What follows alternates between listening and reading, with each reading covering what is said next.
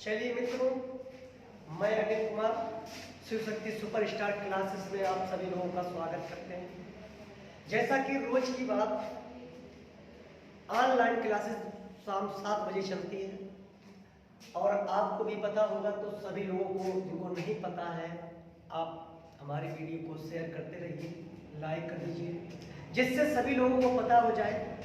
और बच्चों देखिए, आज की क्लास जो रहेगी आपकी हिंदी की रहेगी। आज की क्लास हिंदी की रहेगी, जबरदस्त प्रैक्टिस सेट रहेगा और बच्चे अपना नोट बनाते जाए, अपने डाउट को क्लियर करते जाए। सभी लोग पेन और कॉपी लेकर बैठ जाए, जिससे आपका डाउट क्लियर हो सके और हिंदी में आपकी बेहतर पकड़ हो सके। क्योंकि आज हिंदी के वो हम क्वेश्चन आपके सामने रखेंगे जो कई एग्जामों में अक्सर आते रहते हैं। तो कई एग्जामों में बच्चा वैसे ही वो आते रहते हैं और उसी पे आधारित आपसे प्रश्न पूछे जाते हैं। जब आपका बेस ही अच्छा हो जाएगा तो वो किसी तरीके से, जरूरी नहीं कि आपको यही प्रश्न पूछ दे, कोई भी प्रश्न पूछे तो उसका आप आंसर आसानी से दे लेंगे। आप तरीका उसका समझ जाएंगे। जब आपको तरीका पता हो जाएगा तो आंसर बड़ा आसानी से आप दे सकते हैं। चलिए देखिए, फिर हमारा बोर्ड पर आज जो पहला हमारा प्रश्न संख्या पहला है, और सभी बच्चों ने हमारे ऑफलाइन क्लास में पढ़ा भी है, इनकी कैटेगरी भी प्रश्नों की पढ़ी है, तो उसी प्रकार से आप आसानी से आंसर दे भी लेंगे। और कुछ बच्चे नहीं दे पाएंगे तो वो समझने का प्रयास करेंगे। चलिए, प्रश्न संख्या फर्स्ट हमारा है। प्रश्न संख्या पहला हमारा है, प्रताप सिंह का घोड़ा काला है। प्रताप सिंह का घोड़ा काला है, निम्नलिखित में से विशेषण है। निम्नलिखित में से विशेषण है कहने मतलब आप जानते हो, विशेषण जो होते हैं, वाक्य में विशेषणों का प्रयोग दो प्रकार से होता है। कितने प्रकार से होता है बच्चा? विशेषणों का प्रयोग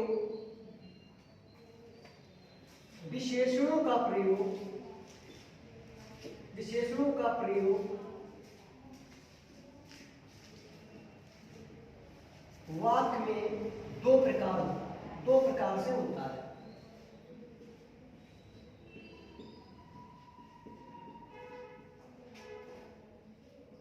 दो प्रकार से होता है।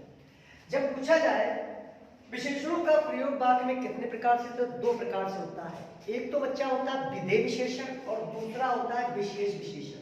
पहला होता है बच्चा विधेय विशेषण,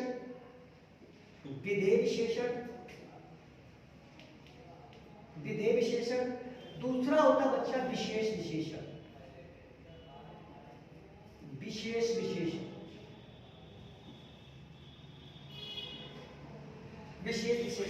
बच्चा वाक्य में विशेषण का प्रयोग दो प्रकार से होता है। सभी को पता होता है विशेषण के कितने भेद होते हैं। बच्चा विशेषण होते हैं गुणवाचक विशेषण,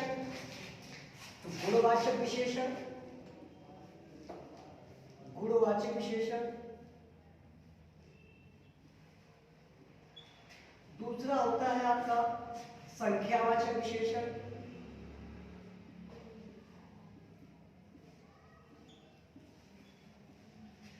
तीसरा बच्चा होता है सर्वनामी विशेषण।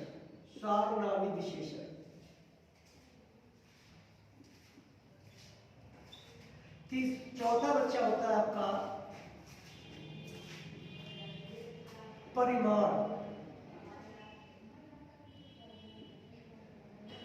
परिमाणवाचक विशेषण।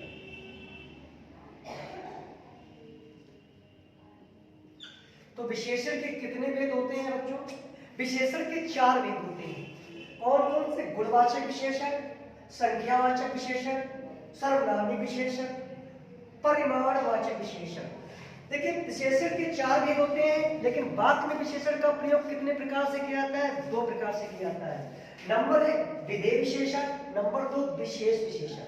तो देखिए, प्रश्न जो आपका है, जब आपसे पूछ दिया जाए कि प्रताप सिंह का घोड़ा काला होता है, तो कहने मतलब जब बच्चा वाक्य में विशेष के पहले विशेषण आता है तो उसे हम विशेष विशेषण कहते हैं, और जब विशेषण के बाद और क्रिया के पहले आता है तो उसे बच्चा हम विधेय विशेषण कहते हैं। देख लीजिए सभी लोग एक बात, प्रताप सिंह का घोड़ा काला होता है। तो यहाँ पर देखिए घोड़ा बच्चा क्या है, विशेष है। घोड़ा क्या है, विशेष है बच्चा क्या है, क्रिया। क्रिया विशेष क्रिया। अब देखिए मैंने आपसे यही तो कहा था कि जब बच्चा विशेष के बाद और क्रिया के पहले आए तो वहां पर बच्चा विधेय विशेषण होता है। क्या होता है, विधेय विशेषण होता है। तो देख लीजिए अगर यही बच्चा यानी विशेष के पहले विशेषण आ जाता तो यहाँ पर विशेष विशेषण हो जाता। तो बच्चा इस बात का जो आंसर होगा, इस प्रश्न का आंसर होगा वो विधेय विशेषण होगा। क्या होगा, विधेय विशेषण होगा। जैसा कि आप लोगों को समझ में आया होगा और इसी तरीके से लगे रहिए, पढ़ते रहिए। चलिए नेक्स्ट क्वेश्चन हमारा होगा प्रश्न संख्या 2। चलिए बच्चों प्रश्न संख्या आपके सामने हमारा 2 होगा और इस प्रश्न को सभी लोग जवाब देंगे और कमेंट करेंगे। इस प्रश्न का सभी लोग जवाब देंगे। प्रश्न संख्या 2, प्रश्न संख्या बच्चा 2 है, इनमें से शुद्ध वर्तनी का शब्द है। इनमें से कौन ऐसा शब्द है जो शुद्ध है, बाकी 3 अशुद्ध है। चलिए आपको शुद्ध शब्द पहचान करना होगा। बच्चा ए रचयिता है, बी अनधिकार है, सी चिन्ह है, डी अनुकूल है। देखिए बच्चों रचयिता तो आप सभी लोग जानते हैं। रचयिता तो आप लिख लेंगे, ठीक है। रचयिता शुद्ध ऐसे लिखेंगे। फिर बच्चा चिन्ह, रही बात चिन्ह, चिन्ह तो बच्चा आप ऐसे लिखेंगे। बच्चा चिन्ह आपको शुद्ध ऐसे लिखना है। फिर बच्चा आपका जो ये बी दे रखा है, बी ये लिखा है का अनाधिकार लिखा है। क्या लिखा है, अनाधिकार लिखा है। इसे बच्चा लिखना चाहिए अनाधिकार। क्या लिखना चाहिए, अनाधिकार, अनाधिकार लिखना चाहिए। फिर बच्चा आपका डी ऑप्शन अनुकूल। अनुकूल बच्चा ये आपका व्याकरण की दृष्टि से शुद्ध लिखा है। कैसा लिखा है, इस वाक्य में इसका आंसर डी होगा। क्या होगा, डी। इसमें से शुद्ध वर्तनी का शब्द लिखिए, डी होगा। तो इस प्रकार से आपको लिखना पड़ेगा। रचयिता में बच्चा अशुद्ध था। जो चिन्ह ऐसा लिखा है, मैंने देखे बहुत से लिख देते हैं, तो ये भी आपका अशुद्ध लगा चिन्ह, ऐसे भी लिखना चाहिए। और बच्चा आपका जो अनाधिकार लिखा, ये अशुद्ध लिखा, ये अनाधिकार होना चाहिए।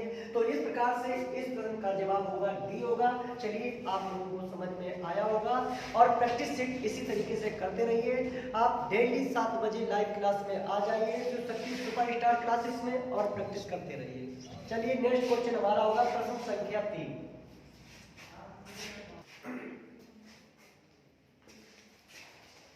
चलिए बच्चों प्रश्न संख्या हमारा है 3।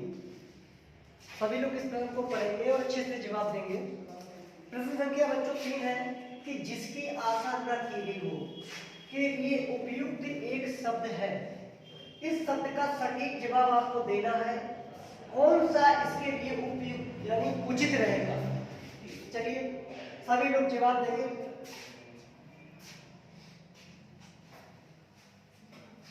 देखिए पहला ऑप्शन बच्चा है आशातीत, दूसरा है अप्रत्याशी, चौथा है प्रत्याशा, डी है बच्चा आशान्वित। इसमें एक तरीका बच्चा ये भी होता है कि जब आपको समझ में न आए तो पहले तो आपको 2 ऑप्शन को हटा लीजिए। देखिए जैसा सी दिया है प्रत्याशा, ये बच्चा नहीं हो सकता इसका। जब जानते हो जिसकी आशा न की गई हो प्रत्याशा हो नहीं सकता। डी होता है बच्चा आशान्वित, ये भी हो नहीं सकता। अब बच्चा 2 ऑप्शन आपके बचे हुए हैं, इनसे आपको हल करना है कि अगर जिसकी आशा न की गई हो तो कुछ लोग आशातीत भी कर देते हैं। बच्चा जिसकी आशा की गई हो उसके लिए हम आशातीत करते हैं और जिसकी आशा न की गई हो उसके लिए हम अप्रत्याशित करते हैं। तो इस प्रकार इस प्रश्न का जवाब रहेगा अप्रत्याशित। क्या रहेगा, अप्रत्याशित रहेगा। अप्रत्याशित मीन्स होता है कि जिसकी आशा न की गई हो और आशातीत का मतलब होता है कि जिसकी आशा की गई हो। यदि ये लिख देता है यहाँ पर कि जिसकी आशा की गई हो तो उसके लिए आप आशातीत कर सकते थे, लेकिन हमारा जो प्रश्न था कि जिसकी आशा न की गई हो तो बच्चा उसके लिए आपको आंसर यहाँ पर बी सही था। क्या है? बी सही है, यानी जिसकी आशा ना की गई हो उसके लिए हम अप्रत्याशित करेंगे। चलिए, इस प्रकार से आपको इस प्रश्न का जवाब समझ में आया होगा। चलिए, हमारा नेक्स्ट प्रश्न होगा आपके सामने प्रश्न संख्या 4। चलिए बच्चों, प्रश्न संख्या 4 का सभी लोग जवाब देंगे। प्रश्न संख्या 4 है, इनमें से प्रथम का उपयुक्त विपरीतात्मक शब्द का होगा, यानी इसका प्रथम का उल्टा क्या होगा? आप सभी लोग जवाब देंगे और अच्छे से पढ़कर जवाब देंगे। देखिए, मैंने आंसर को दे रखा है। ए है बच्चा प्रधान, बी है गौण, सी है अंतिम, डी है प्रत्यक्ष। डी है प्रत्यक्ष। सभी लोग जवाब देंगे।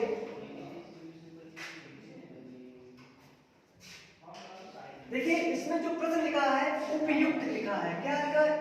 उपयुक्त का विपरीतात्मक शब्द होगा, तो उपयुक्त यानी प्रथम का सबसे उचित क्या होगा? आंसर बच्चा कुछ लोग देखते हैं अंतिम मारते हैं सी। जो बच्चे सी लगाते हैं कि प्रथम का विपरीतात्मक यानी अंतिम होता है, वो बच्चा गलत मार रहे हैं। या वैसे तो बच्चा सही मार रहे हैं, लेकिन उपयुक्त क्या होगा, इससे उचित क्या होगा, सबसे बेहतर क्या होगा? तो बच्चा प्रथम का गौण होगा। क्या होगा? प्रथम का गौण होगा। जैसा कि आसन संख्या आपके सामने भी दे रखा है, प्रथम का जो विपरीतात्मक हुआ उल्टा होगा, वो बच्चा होगा आपका गौण होगा। क्या होगा? गौण होगा।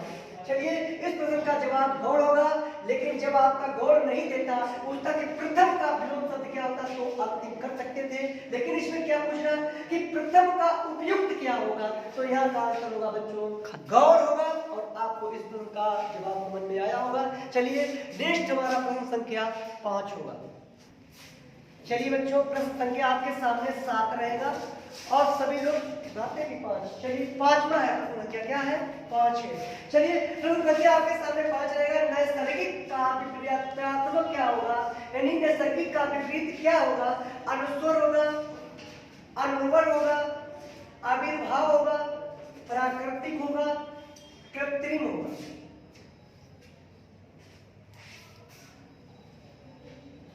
चलिए, सभी लोग इसका जवाब दें। नैसर्गिक का विलोम शब्द क्या होगा? नैसर्गिक का विपरीत क्या होगा?